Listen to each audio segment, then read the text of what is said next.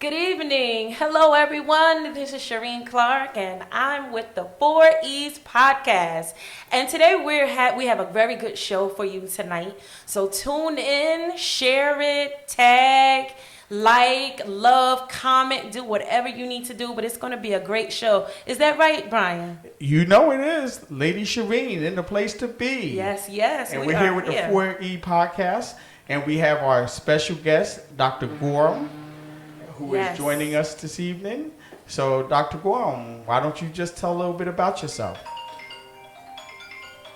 Good evening. My name is Dr. Joseph Gorum. I am a practicing orthopedic surgeon in the New York metropolitan area. I primarily see patients in the Bronx and in Queens. I live here in Plainfield, New Jersey.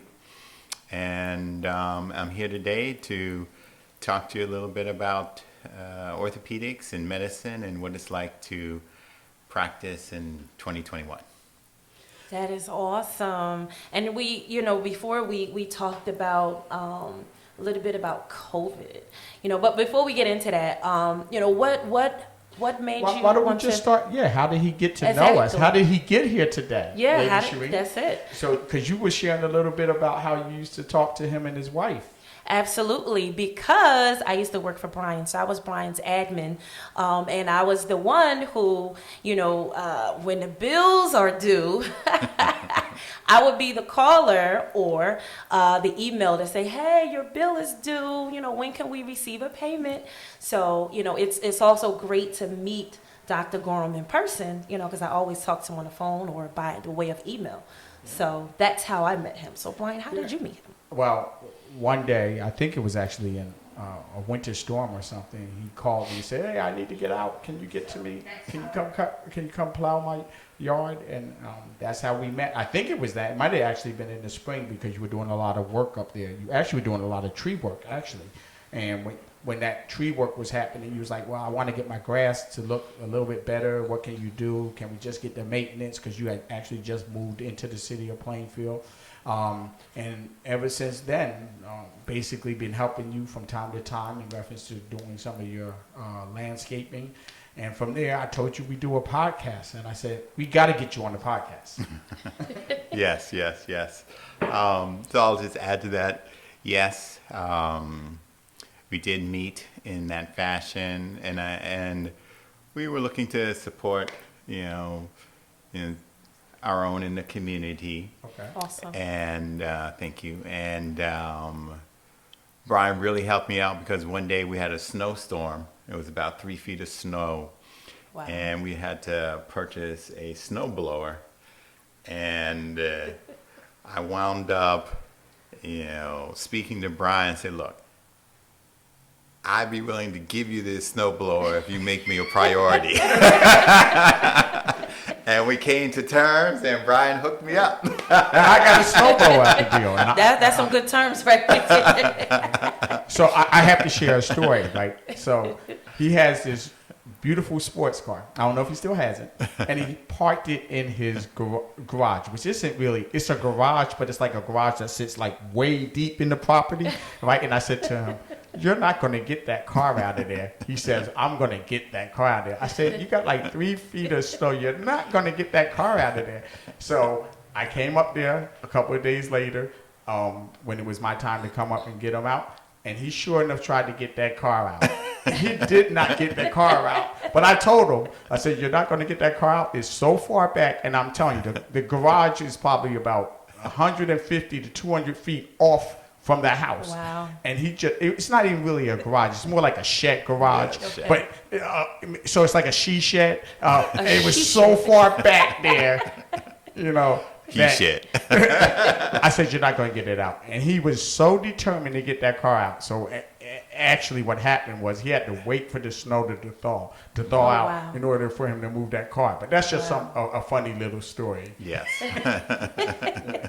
And we also like to say hello and welcome if anyone is watching by the way of Facebook or YouTube. Thank you for tuning in. Again, we have our special guest, Dr. Gorum. He's here, and we're going to, talk about some good stuff, and we're going to talk about COVID and vaccines. So if you have any questions, you can call in And or give us some comments, and we'll read your comment. However you want to do it, that's fine. But we're here.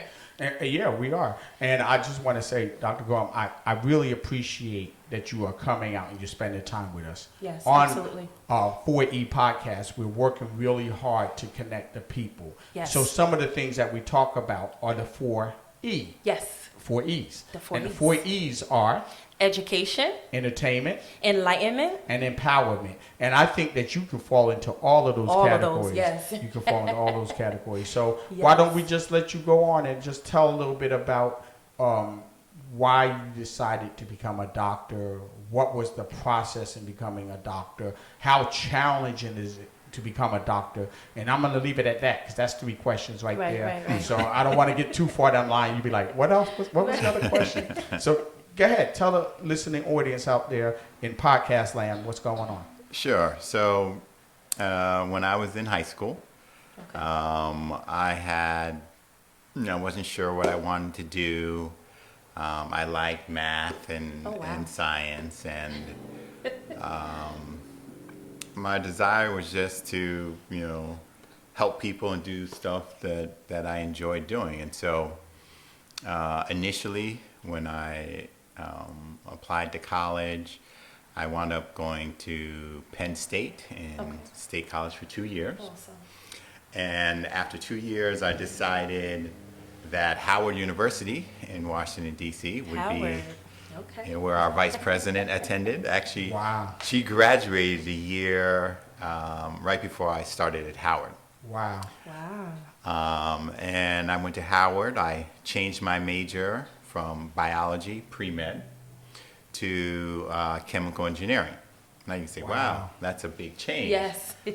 It is a big change, but I found that, I'll be honest with you, I didn't enjoy writing papers.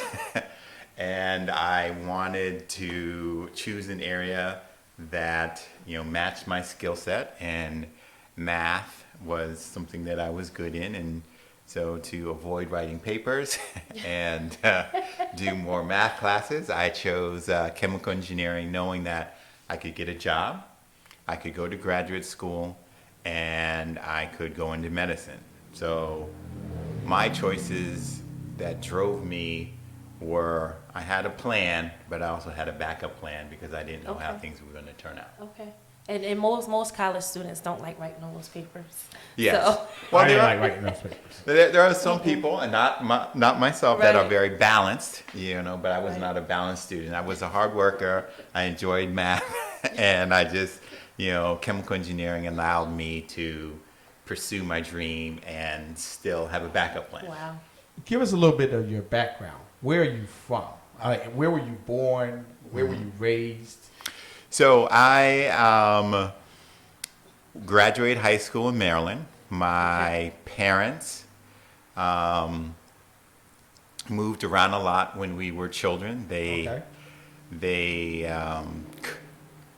currently live in Dover, Delaware. They used to teach at Delaware State University in Dover. Okay. The Nice. HBCU. Okay. Yes. And So you want to shout out the HBS? HBCUs, You want to shout them training out? up, it's all good. All right. Again, supporting our own. Okay. Absolutely. And so my parents raised 3 boys, and they were the kind of people who, they've always helped people, as adults. And so we moved around a lot. So I was born in San Jose, California. Oh, Cali. We moved to Minnesota, Pennsylvania, Okay. back to California, Oh, wow. New Hampshire, Mississippi, Okay. Maryland, and then Delaware. Wow. Wow. That's a lot of Yeah, so states. when you ask me where I'm from, I say I'm from all over, Right. but I Literally. graduated high school in Maryland, Silver Okay. Spring, Maryland. Okay. Mm-hmm. That's awesome. Yeah. And I actually went to public school. Okay. And I was a good student, but I wasn't a superstar. I just was a hard worker who Okay. had dreams. Okay. And I think that's one of the keys to success is you have to be willing to put in the hard work. Right. Be willing to do what it takes to achieve that goal. And I Absolutely. think finding good mentors or support Yes. groups along the way can really help your success. Awesome. Now, was that your dream to actually become a doctor, or you kind of fell into being a Well, doctor? I wanted to become a doctor because I did enjoy helping people, Okay. but I wasn't sure if things were going to work out. I mean, I was realistic. Okay. And so because I had a non-traditional route to get to medicine, Okay. I was prepared to say, okay, this is what I want to do, but if it doesn't work out, I can still get a job or Okay. go to graduate school. And so, as I said, I had a plan B, but that was my goal. I wasn't, the kind of person who would, I was 2 years old and said, oh, I want to Okay. be a doctor. No, it wasn't like that. It's just, Okay. I enjoyed math and chemistry and helping Hard people. stuff. Yeah, and Wow. I just wanted to, I thought medicine was a good fit. Okay. Are you like the Okay. first doctor in your family?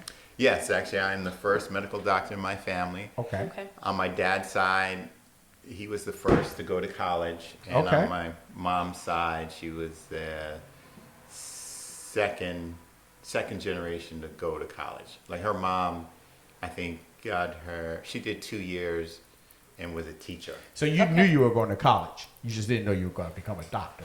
When you were in Correct. high school. Yes, Okay. the expectation was that when you finished high school, you would go to college. Okay.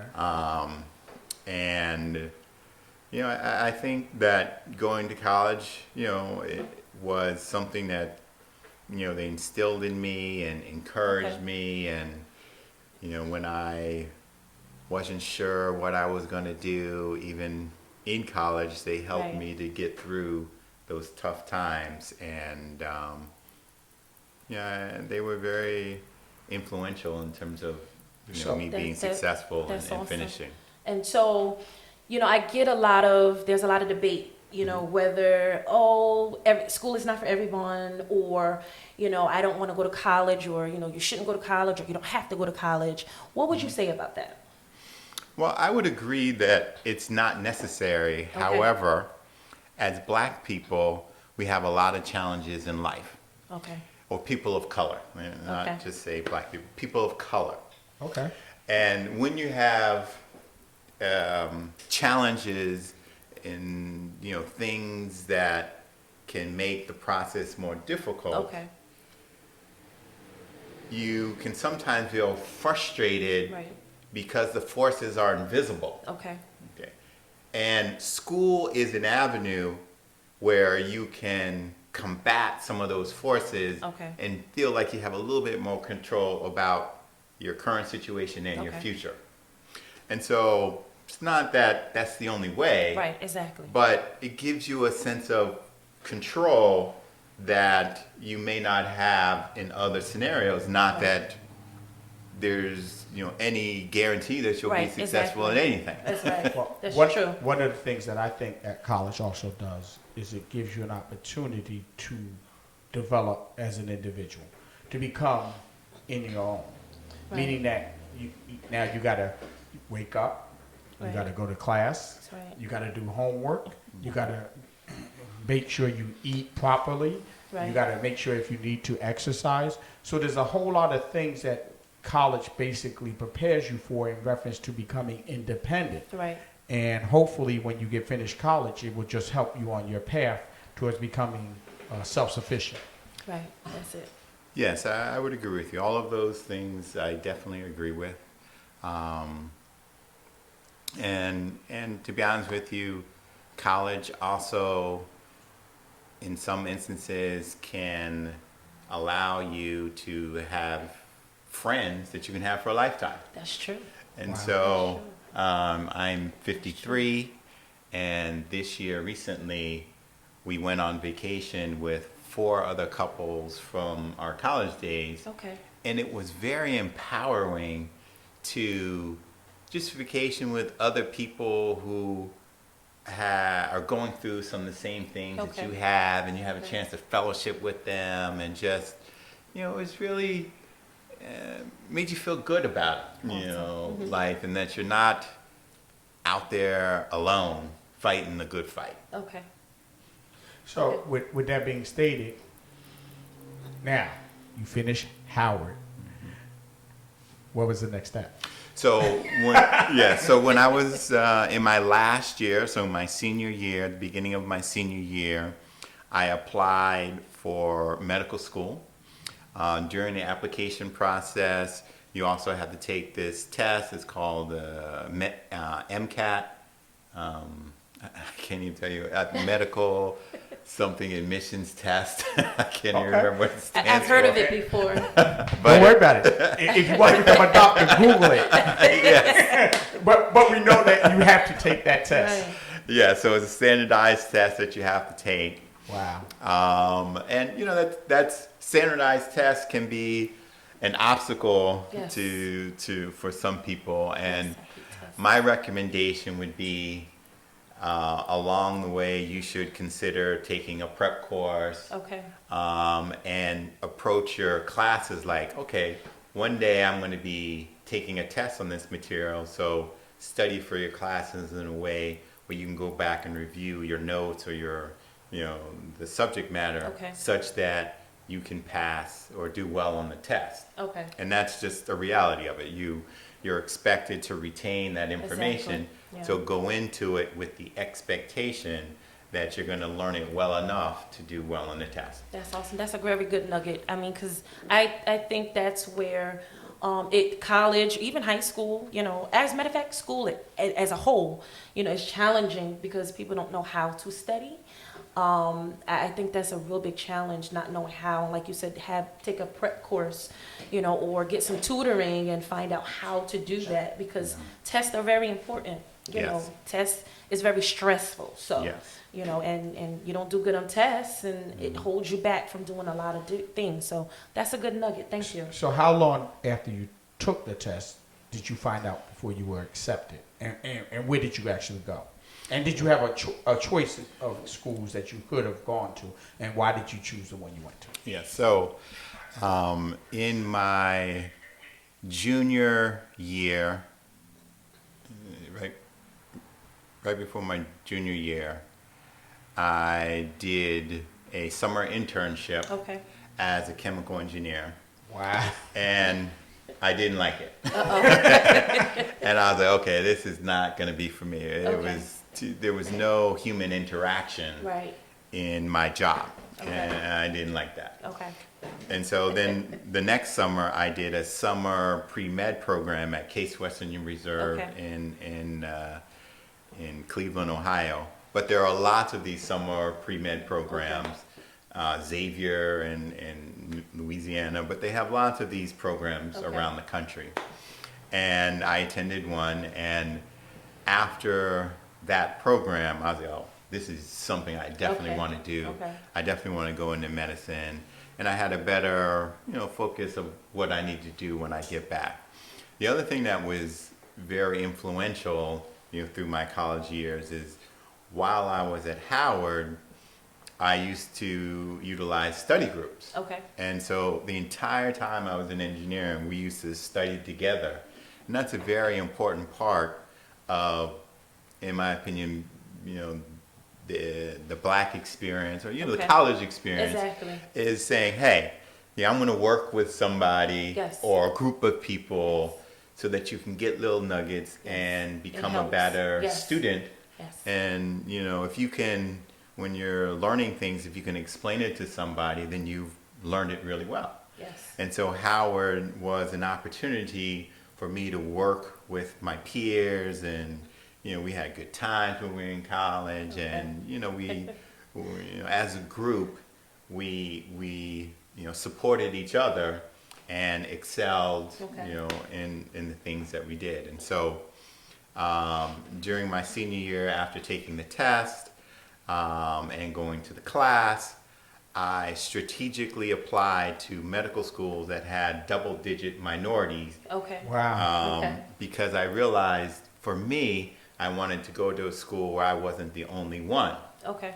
And so based on my summer, experience, I was like, okay, in Howard, I wanted to go to a school where there'd be other people like me. Okay. And so I applied to about 10 schools that had, a history of at least, 10% minorities. Okay. And of the 10 that I applied to, I got into one medical school. Oh wow. And the beauty of that is you only need one. Right. So I wasn't, so I got into one, and it happened to be in Philadelphia at Hahnemann University, now Drexel University School of Medicine. Okay. And I also had a job offer. I was offered a job coming out.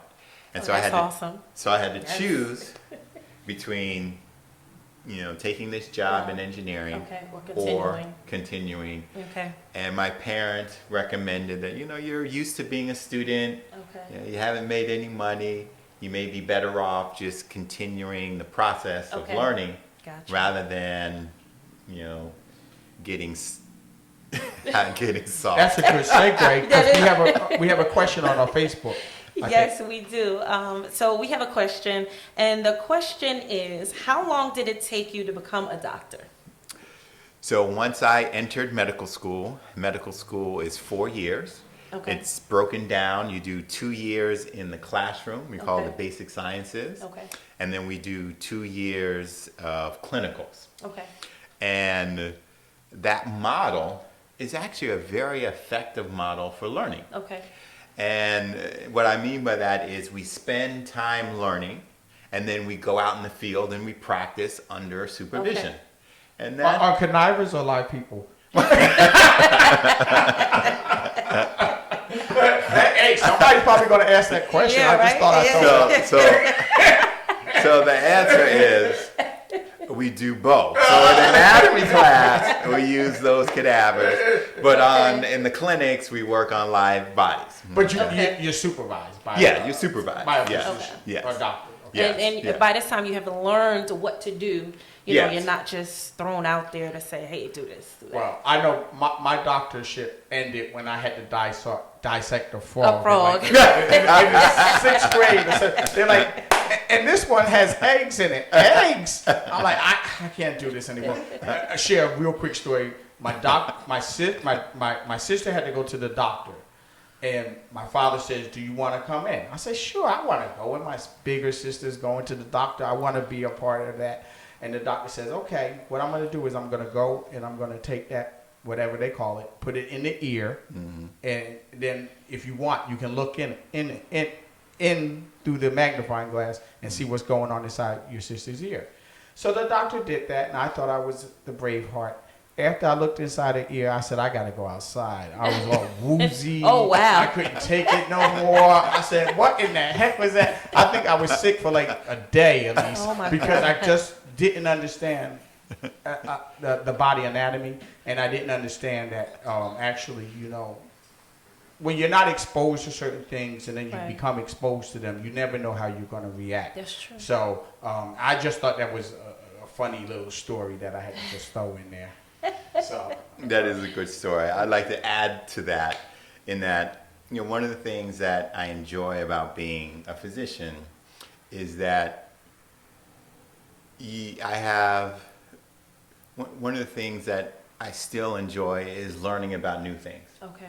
And so going into medicine, you're always going to be exposed to new things. And so that's another, aspect of medicine that attracted me. Okay. Is that I'm a curious person by nature, curious but not putting my body at harm's risk, Okay. but Okay. curious.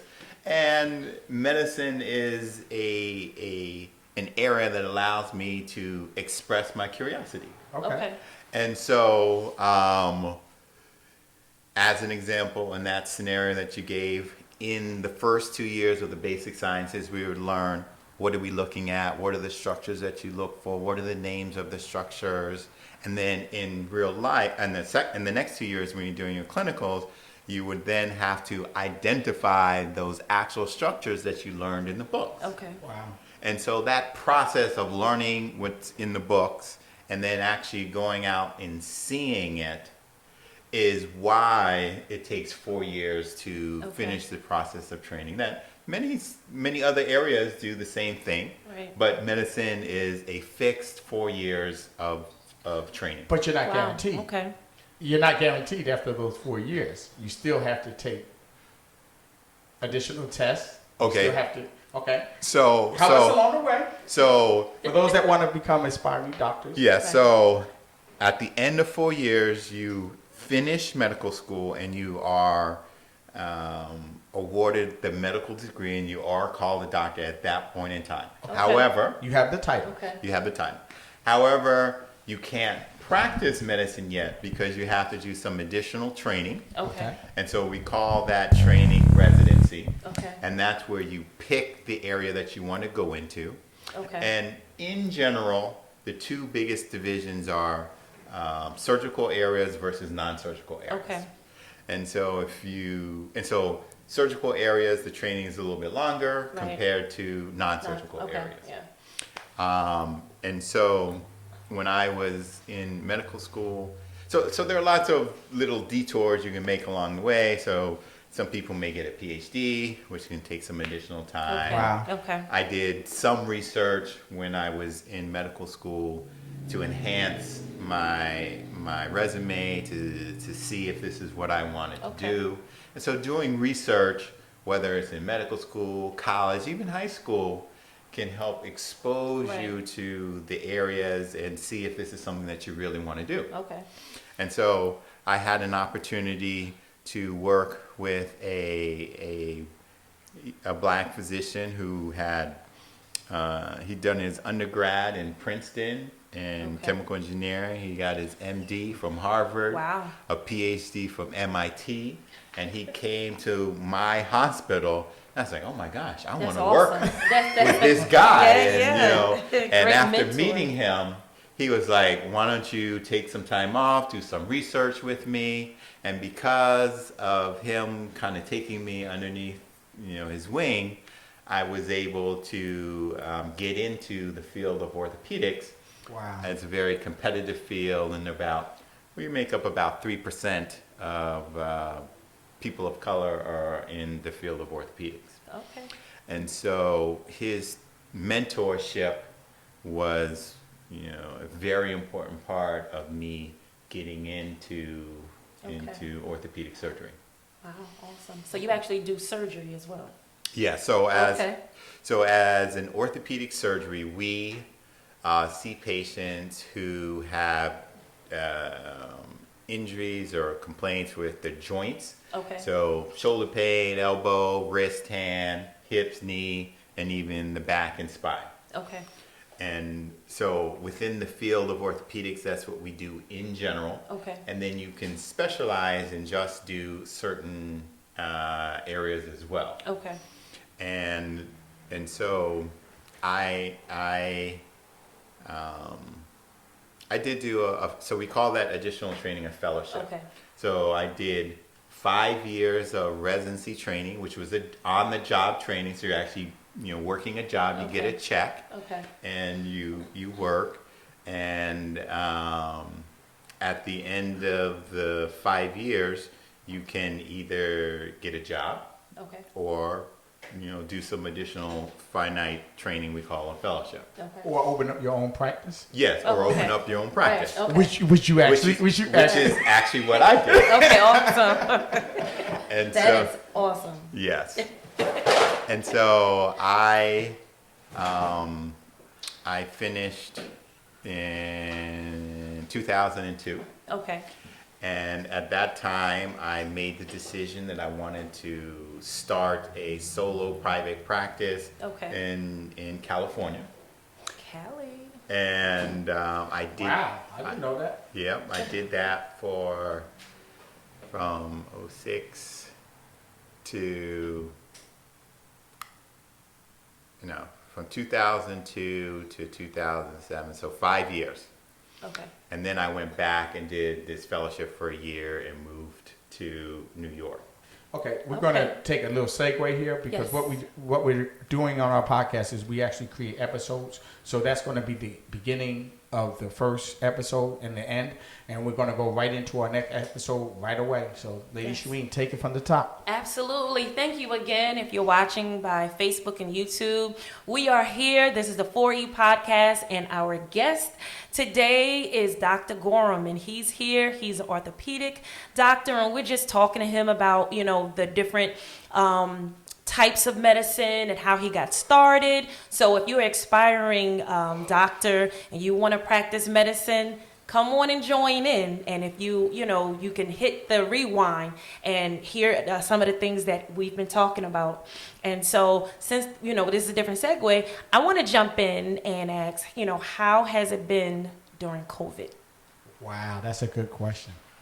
So COVID has, I guess, affected me on many different levels. Okay.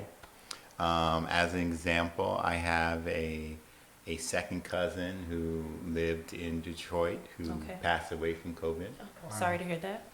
I have my younger brother.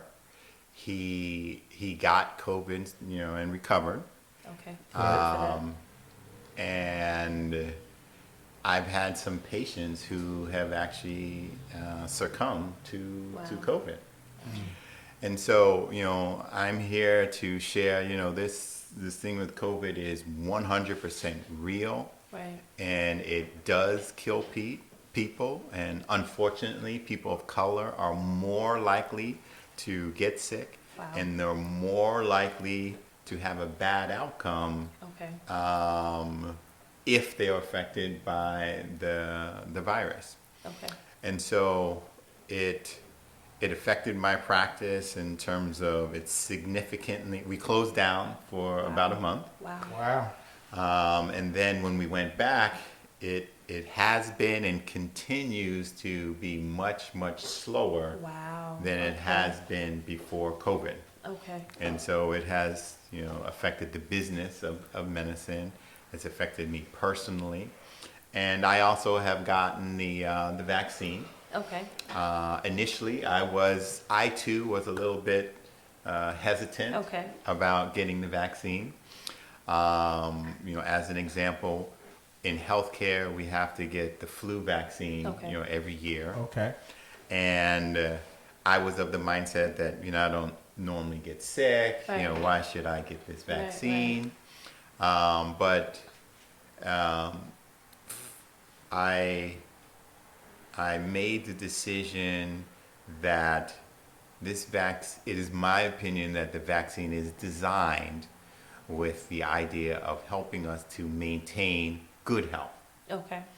And which in turn prevents us from getting sick.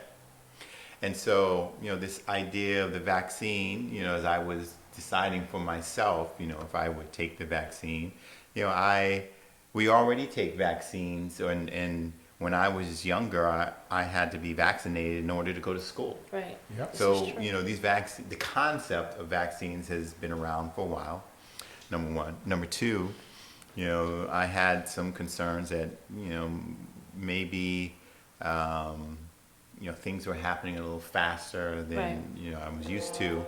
And I actually have some friends who interact with, the CDC and some of the government grants and stuff like that. And, basically what I learned is that the science of the vaccine didn't change. What changed is that if you think about every single medical device, pharmaceutical company in the country submits their paperwork to one entity, the FDA. And so what they did is they took their applications and they took them to the top of the pile so they could be addressed. Okay.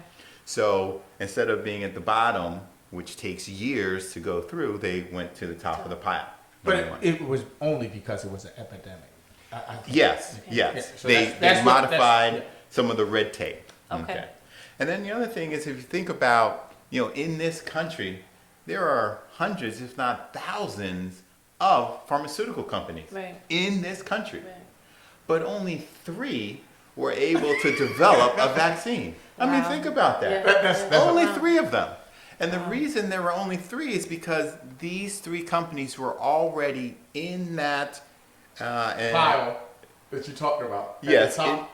Well, no, what I'm saying is that they were already in that field, in that area, doing research and making the vaccines and had a product that could potentially be developed and delivered to the public. Wow. That's how those 3 companies, got their product to the masses. Wow. And got it to the market and actually got it for distribution and got the approval from the federal government. Yes. So with that being stated, because we talked about it, and I don't know if this is politically correct, but I haven't actually taken the vaccine yet. Mm-hmm. And I'm on the fence.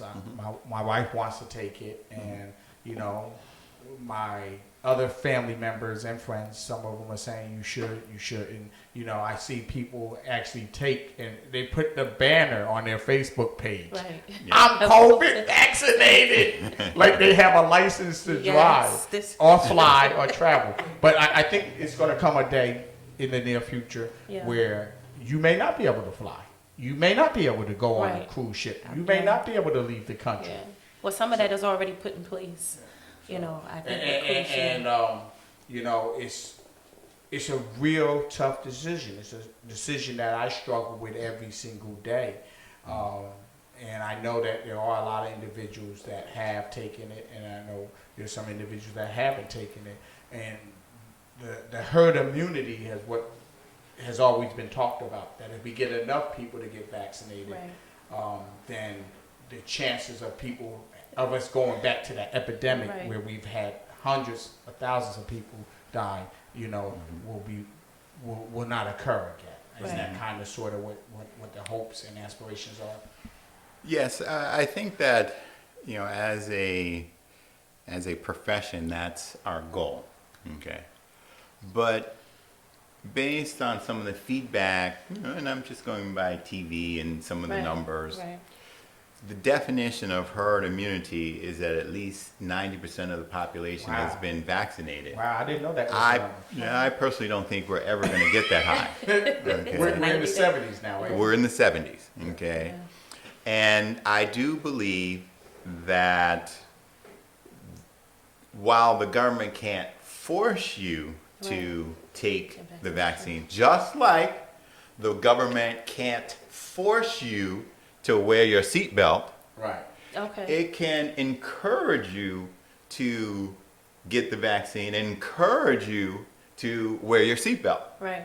And I kind of see some similarities about wearing a seatbelt and the vaccine, in that the purpose of wearing a seatbelt is, as an orthopedist, we know that if you're in a car accident and you're traveling at least 30 miles an hour and you're involved in a head-on collision, you have an 80% chance of being ejected and having a major head injury or dying. Wow.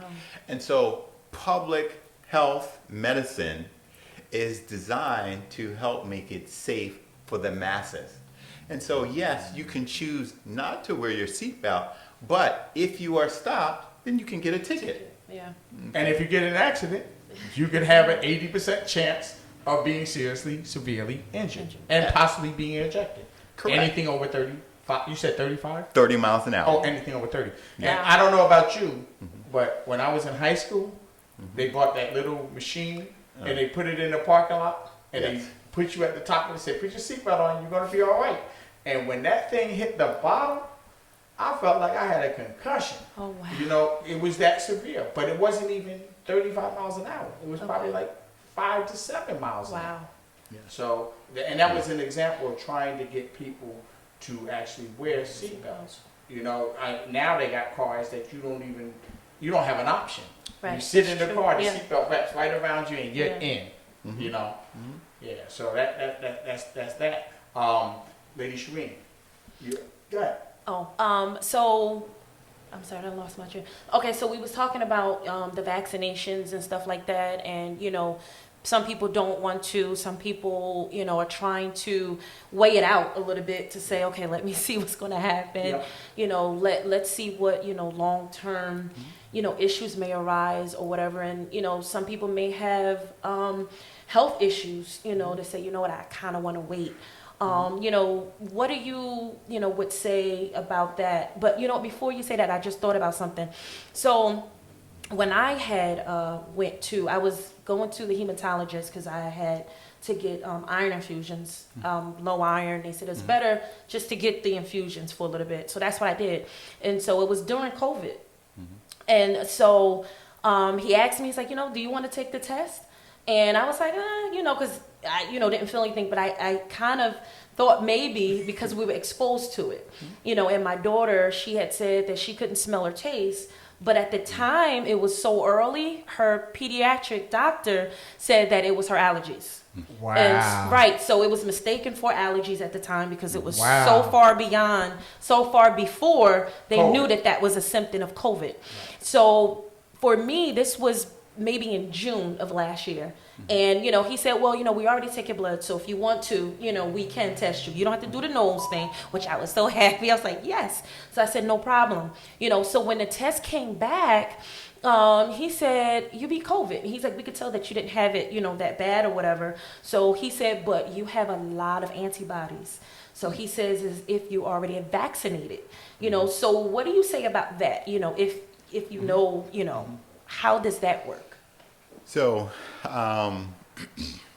the way the vaccines work is that the vaccine will expose your body, and depending on which one you take, to one of the proteins that, when they show that image of the virus, and they show those little spiky things. Yes.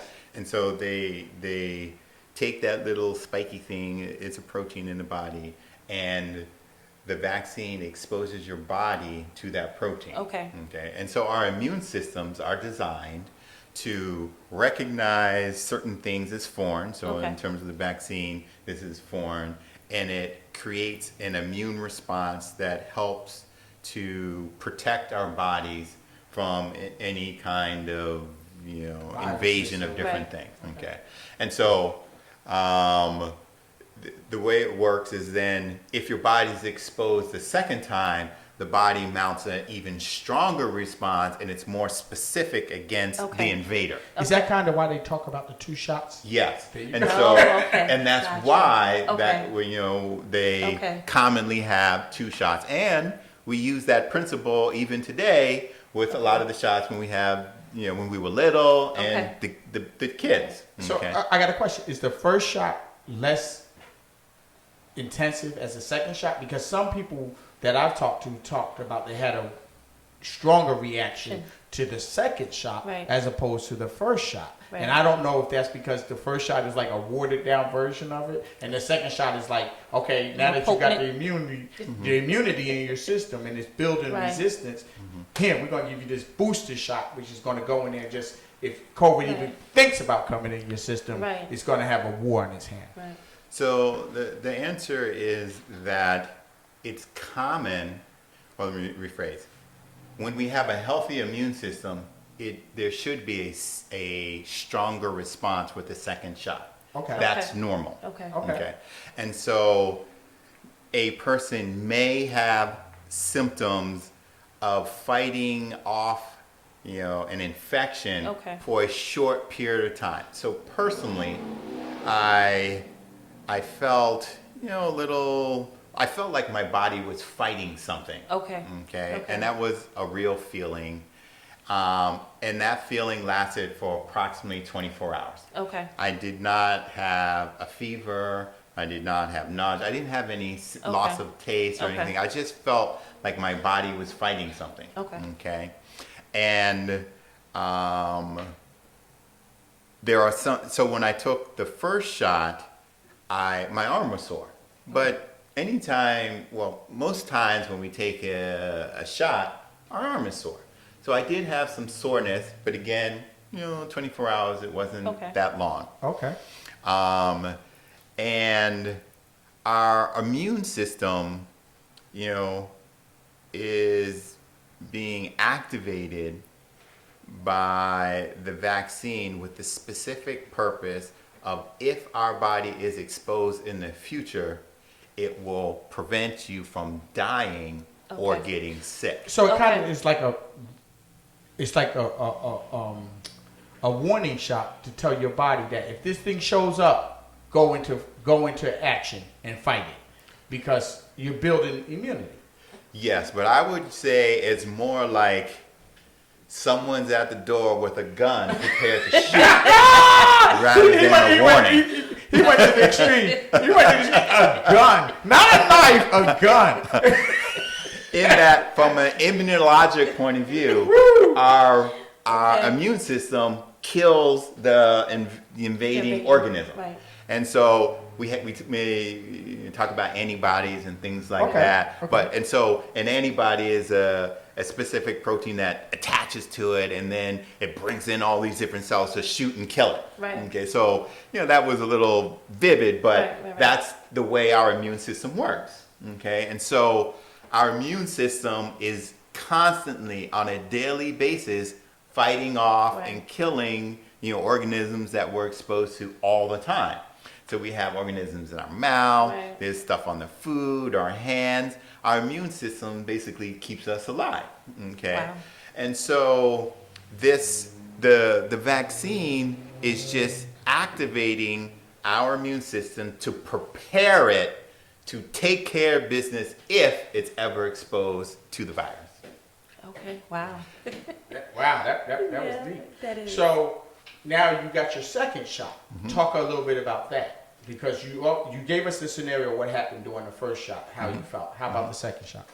And so the second shot was the nurses, happened where I went, I got at the hospital. They said, well, there are some people who, if they were previously infected, may have a stronger immune response, and they recommended that you take like Tylenol Right. so that you don't feel sick. Right. And I was like, well, okay, I'll take Okay. Tylenol. So I Gotcha. took Tylenol while I was there.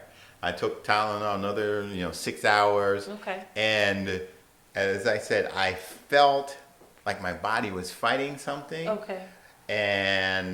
But I wasn't feverish. I didn't, I didn't Okay. get sick. I just Okay. felt like my body, I don't know how to, everyone fights or experiences Right, getting differently. sick differently, Right. but I felt like, my body You knew was something just, was going on. Yeah, Yeah. something was going on.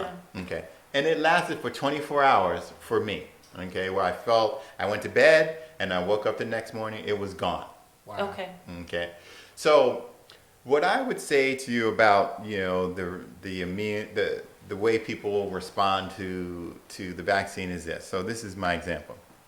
If I had an apple and I was sharing an apple with 10 people in the room, 10 people would be good, eat the apple, no problem.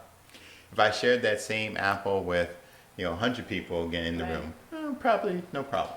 But if I shared that apple with 100 million people, Right. which is what the goal was in the first 90 days of the office, Right. yes, there will be some people who have an immune response, an allergic reaction, whether it's the pesticides, the apple, Right. the seed, me skin. touching them, Right. whatever it is. There would be somebody who had a response. Okay. It's the exact same thing with the vaccine. If you expose 100 million people plus to the vaccine, yes, there will be, just from the numbers of it, there Okay. will be a response. But that response, though it exists, what's the goal of the vaccine? To prevent death and disease. Okay. And so we're always trading. What is Death the lesser and of the two evils? Well, I wouldn't quite put it that way. Okay. But what I would say is that yes, there are some people who have a Well, response. the only reason I say that, doctor, because if nobody got the shot, then the pandemic would have continued on Yes. its course. Right. Yeah. So by Right. giving the shot, the goal is goal. Yes. Because I'm not the Right. doctor Right, and I'm right. not a scientist. The goal is to lower the blunt force of the disease taking lives away from us. Yes, that is the goal, to maintain good health. Okay. And just like when we're watching TV, we see commercials Right. for drugs on TV. Right. We see that today. And at the end, they have a laundry list of the potential yes. effect. Well, I never That is understood why normal. people smoke cigarettes when it says the Surgeon General says that this will potentially cause cancer. And people still do it. Yes. So that's another example. Right. In this country, we know cigarettes cause cancer. Right. But you still have the choice. So in Right. this country, you'll still have the choice, but there will be some scenarios where you're not going to have as many choices if you choose not to. That's the reality of it. If you smoke, your odds are you're not going to make 100. Right. If you don't take the vaccine, odds are you're not going to be able to travel to Europe. As an example, Right. you may be able to go to the Bahamas, but not to Africa Not or to Europe. and even if the United States says you can go, the other receiving country may say, no, you yeah, can't come. That's Correct. true. Or, you know, That's true. so one of the funniest things that is happening right now in New Jersey, and I'm only speaking about those individuals in New Jersey, but before I do that, Shareen Lily is commenting on Facebook. You see her? Do I? Yeah. No, I don't. Okay, well, she's on my Facebook page, so Okay. she's watching. Okay. So she wants to just chime in. She can chime in, write a comment. We'll ask the doctor. We actually also have opportunity for people to call in, but we're not really working on that right now. So what is very strange in the state of New Jersey right now is that on the storefronts it says masks are required, but yet you go into the stores and people aren't wearing masks. Customers are not wearing masks. And it's kind of like an awkward situation because you want to say something to them, but you don't want to become part of a civil unrest, Right. you know, riot, because Exactly. people will be like, yo, mind your business. Right. You know, who are you telling me to wear my mask? So it's kind of funny because the state, I understand the state has now said that every establishment can write its own rules in reference to whether they require their customers. Matter of fact, I went to one of the places I frequent as a landscape. I went there, and none of the people serving me had on their masks. And they said, "Oh, this is a free zone." I'm like, "Oh, now we have free zones in America. You don't have to wear your mask." So it's kind of awkward zone. because I walked out the house the other day and I didn't have a mask in the truck. I usually have them in the truck, and I said, "Man, I gotta go. I ain't turning around. I'm going." And I just went, and thank goodness I didn't have to go into an establishment. But I think that most establishments now are not even confronting people about not wearing masks. And I know that masks were at one point the preventive measures that the government put in place for us to keep from getting sick from one another. Do you think that masks actually were a good what do you call it? What was it? Stopgap measure? Stopgap measure at one point. Yes, I think that in the beginning, this was an evolving process. Okay, so this is the first time in this country, well, not only this country, but around the world, that people were affected and died. Okay, first Right. time. Yes. It is Yeah. truly a pandemic. Yes. Multiple countries that met the criteria where multiple Yes. people were being affected. Okay. And so in the beginning, what we did learn is that it was a respiratory infection, meaning it was spread through aerosolized means. And, you know, there have been some pictures, you know, they show on the news where if Yeah. you coughed or sneezed, you could see that little Yes. spray. And so the mask does help stop, prevent it from leaving you and from you breathing it in. So it was an effective means of helping to decrease the infection. Okay. Okay. And, you know, now I will also share with you, before COVID, we as, you know, physicians, we encountered people who had respiratory, illnesses, and we would normally, naturally wear a mask. And Wow. even in the operating room, I wear a You mask, have to, yeah. you know, all Right. the time. And Right. so we apply that science to other scenarios, Okay. even before COVID. And so the science behind that does work Okay. and does help to prevent infection. And so science came out that if you wore 2 masks, it Yeah. gave, it helped. Couldn't breathe. Again, there is science to it because when we used the mask, we were trained on how to use the mask. Okay. The public wasn't trained That's on true. how to use the mask. That's true. And so we were giving people a medical device and just asking them to use it without Wow. explaining to them how to use it. And Wow. it became so crazy because at one point I had that medical, the N90, I think it was. I had them. And then all of a sudden you couldn't find them. Yes. Right. Yeah, and then Right. people started using cloth Couldn't and find T-shirts and everything. Right. Yeah. So, Right. Doctor, I just can tell you, man, that this has been really, really positive.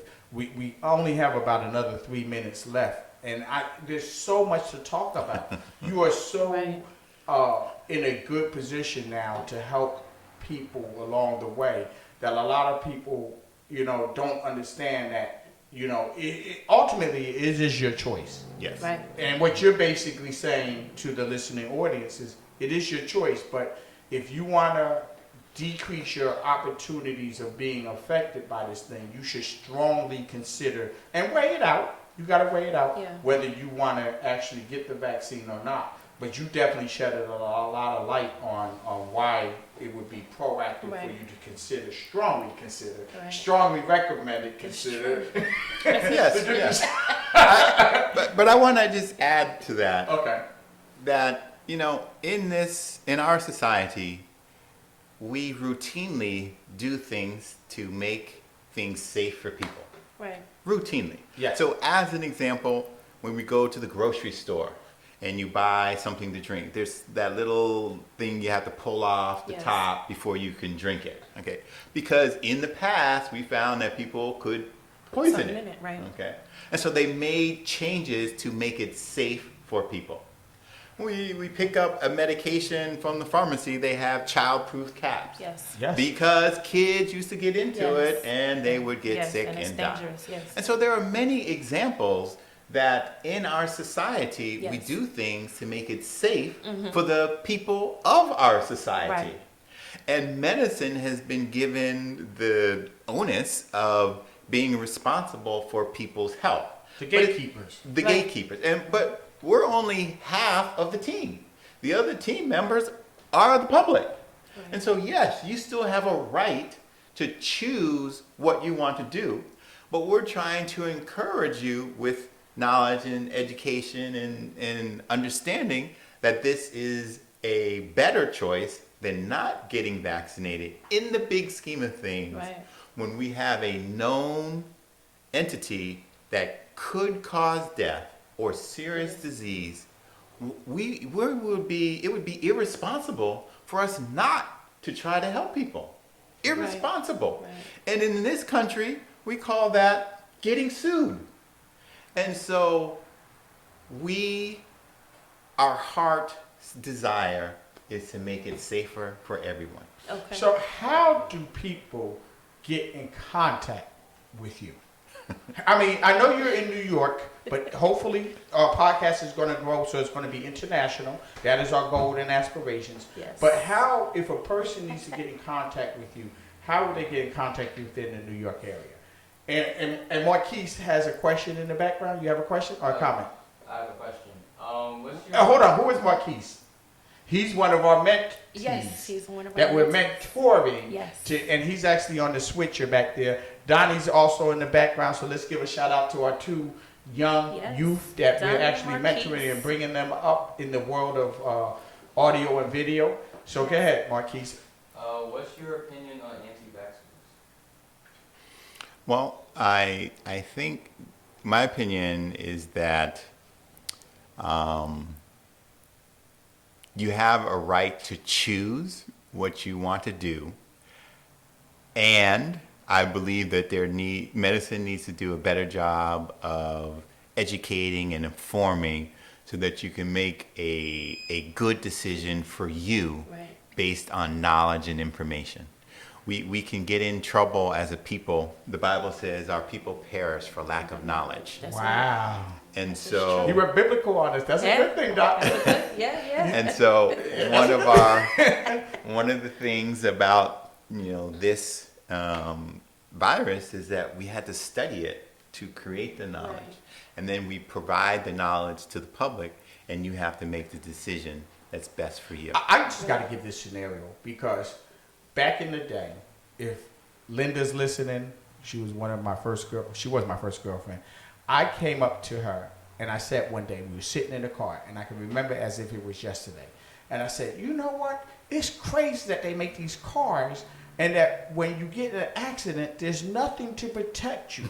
Because at that time, seatbelts weren't even talked about. I mean, they had them in the car, but they never talked about it. And I said, there should be some kind of a bubble or some kind of a balloon that when you get in an accident, it expands and it keeps you from, there was a lot of people that paid a lot of money because they didn't have airbags. Right. Now the airbags have reduced the cost. And if you get hit on the side, there's side airbags, there's back airbags, there's front airbags, there's children airbags, Right. there's lane. If you go outside of your lane, your car will tell you. Some cars, like the Tesla, that doctor that I know somebody has, it'll actually drive you. It'll keep you in your lane. It'll tell you when you're in the unsafe zone. The unsafe zone. So what you're basically saying is that I think, and not trying to summarize everything because you said a whole lot, but anybody that is considering it just has to weigh the options of what it is that you're trying to get to. If you want to be safe, you want to be able to travel, you want to be able to go out and not have to wear your mask, this is a serious option that you should consider. And that's not to say that you have to do it or you don't have to do it, but the bottom line is that you have given us logical explanation on why you should strongly consider taking the vaccine. So we still didn't get his question. How do people get in contact with you? Is there a web page? Is there an email? Is there, if somebody wants to call in and they want to do, and they're covered under their health insurance plan, can they go cross river and call? They're going to get billed, but can they call and ask questions that you might be able to answer over the phone so that you can help them cure whatever ailment is affecting them? So go ahead. And this are is your you time to plug away. taking new patients? And are you That's the taking new question. patients?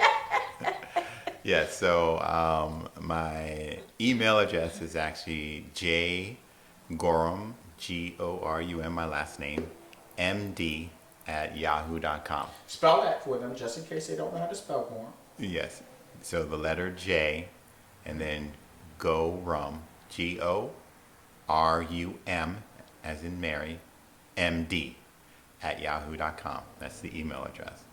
And the office number is 718-479-3303. Do you do consultations over the web for a fee? I do what we call telemedicine. Okay. I personally still believe that seeing a person in the office is more important. So as a healthcare professional, while it is important to obtain a history, to be able to examine a patient, that's what allows us, to make a professional decision about what's wrong with you. So they're still good in certain scenarios, but if there's an option to go into the office, I think that's a more effective. So where is your way. office located? So I see patients in New York, in Brooklyn. Brooklyn. Always funky fresh. Brooklyn. The Nets are playing. They're in Brooklyn now. They used to be the New Jersey team. They moved over to New York. So the Nets. Go ahead. I also see patients in the Bronx. In the Bronx. Okay. And I hope to be seeing patients in New Jersey by the end of the year. Yeah, we're pulling for that. We're pulling for that. And if you open up your office, you always got a spot on this podcast, 4E podcast, and you could come in and maybe we could come out and we could do, because we already done it. We went to Aruga's last week, and we did a off-site Yes. podcast, Yes. which was phenomenal. Yes, it was. So we would love to come. If you want us to come into New York, we'll come over to New York and we can do a podcast in one Over of the your water. one of Yeah, your yeah, two. yeah. You know, so we just love the fact that you have taken time. Yes, thank I don't you. want to end it. If you want to go a little bit longer, we can go a little bit longer because you got a lot of information. But we want to be true to the public. You know, people's attention spans Right. are usually about, you know, whatever. And 5 we want to minutes. just make sure that people can get it in. But you've been very informative. Yes. You've been straightforward. You talked about the fact of being an African American, the importance of being a doctor and being able to support the African American community or minority community, I should say, because I'm pretty sure you don't discriminate against anybody that wants to come in and see you. Right, Listen, right. if they got the insurance or they ain't got the insurance and they got the dough, they can come in and see you. And even if not, I'm pretty sure you work out a way to try to get them to be served. I don't think you turn people away if there is an extreme emergency, you know.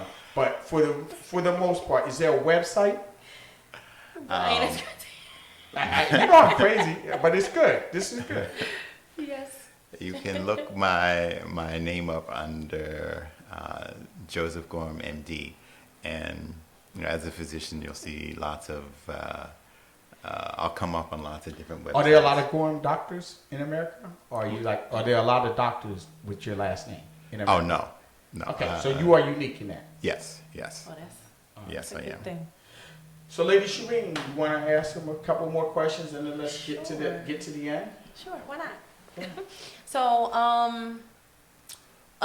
okay, so if anybody is aspiring to become a doctor, you know, what would you tell them? You know, what nuggets would you give them? So, the nuggets that I would share are while you're in high school, you may want to try to do some volunteer work Okay. where you have an opportunity to Okay. kind of see what it's like. And then if you think medicine is something that you're interested in doing, then you do have to go to college and choose Right. a major Okay. that will allow you to at least meet the requirements that you need to go into medicine. And so Okay. there's a traditional path and a non-traditional path. Okay. But the idea is that you get your requirements in so that you're prepared to take the test, Okay. which everyone has to take, and do well on the test. Okay. Now, what are some of the majors that would lead you there so people kind of know, you know, what they need to do if they kind of think they want to go on a path of medicine? So the traditional path of medicine would be majoring in what we call biology pre-med. Okay. And then, you know, number 2 would probably be chemistry pre-med, but in the liberal arts field, you know, pre-med defined as taking math class, chemistry class, biology class, and a physics class. Okay. Those are like the minimal requirements for the exam. Okay. And you know, when you're taking these classes and when you're aspiring, you know, the goal is to learn as much as you can, Okay. so that ultimately you can do well in your classes. Okay. And because the process is, it is a competitive process, Okay. and the better you are prepared to successfully get through medical school, the more likely you are to succeed. Wow. Okay. I didn't know that it would had a competitive part to it. Well, it's competitive in that when you apply to medical school, you're competing against other students Okay, from got you. around the country Got you. and the world For those, Yeah, for those for entry a spots. certain number of Gotcha. spots. Okay. Got you. Yes. I understand that. Okay. Yes. So, what would you like to say in your closing remarks about just the overall experience of being a doctor, or being a community person, or being a person that you kind of touched upon being in Maryland in your early years, then you were in New York, I think, and then you went to California, and now you're in New Jersey. So overall, what would you like the podcast audience, our podcast audience, to know about you and about medicine and about just in general about Right. what's going on in the world today. Right. And we could close with that unless Shareen needs to come back with Yeah. The one of the announcements. questions. And Announcement. Okay. Yeah. Go ahead. Well, I would say that one of the things that distinguishes me from other, doctors, other people, is I still enjoy helping people. Okay.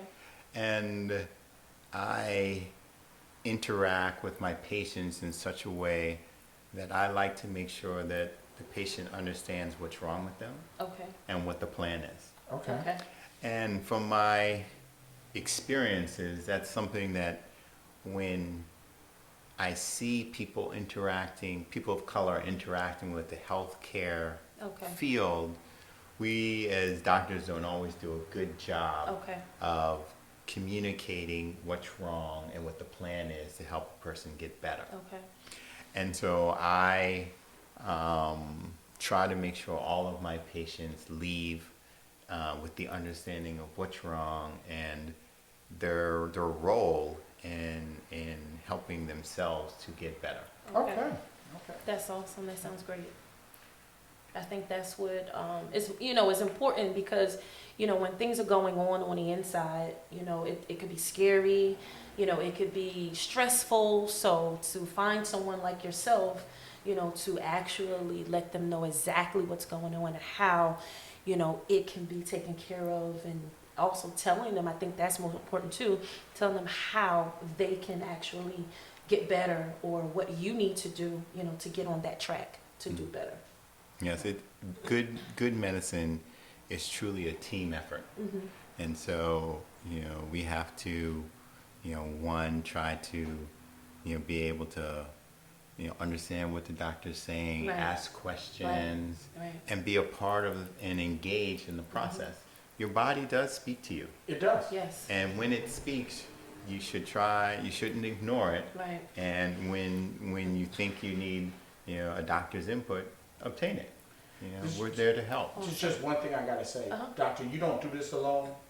I know that your wife is involved in the office and some helping you out, and I know that with me, with my business, having that significant other in the business to help you move things along just makes life a little more easier, so that you can come home, you can actually concentrate on seeing the patients, Right. and you can have her concentrate on doing some of the other things that Right. every business has to run on. Yes. If Yes. you're not collecting the money, then you're not going to be in business for That's a long right. time. That's So you want to give a shout out to your wife while we're on here. I got to do that to you, doctor. I got to get Absolutely, get in there. yes. And Yes. I'm really not going to say anything else after this. Shareen, you're going to take us out. You do Yes. want to give us a plug about what's going on next week. Absolutely. And you do want to invite the doctor and his wife out to our next Yes. podcast Absolutely. at Aruga's. Yeah, yeah. Okay, so go ahead. Awesome. Here goes your chance to shine. Put the queen up on top. Yes, so any successful business is only as good as the people who are part of the business. Absolutely. And I have a role in the business, and my wife has a role in the business. And together we work as a team to provide a product to people in the public. And so my business would not succeed without her operating in excellence and integrity. That's awesome. And without her, it would, my business would not be successful. That's great. That's some good stuff right there. Yes. Teamwork. Yes. Like they say, teamwork makes the dream work. Yes. That's what they say. That is true. Yes. So again, we thank you for coming and stopping through with us and being on the 4E's podcast. So tune in, guys. So next week, we're going to be at Aruga's. And our guest is going to be my aunt. And she is an author, Mary McDonald Swindell. And her husband, he's a musician. And he's coming out with a single, I believe, on the 18th. And his name is Lottie Swindell. Okay. And so I'm very, very excited. So we're going to be hosting that out of Aruga's. So you're Where's welcome to Sarugas? come. Because for the audience, I'm getting there. I'm getting there. I'm getting there. You know me, Lady Shareen. So, so yes, we invite you and your wife to come out if you would like to. They're going to do a little bit of singing. She just wrote a book, so she's going to have her book, tell about her book. So it's going to be a great evening. So listen, we have spots for 50 people. So if you want to go, if you want to come, contact me. I think we're gonna do like tickets to make sure, you don't have to pay for the tickets, but what we would like for you to do is to purchase something. Whether it's something to drink, some fries, but something, okay? Because we want to also give back to the establishment.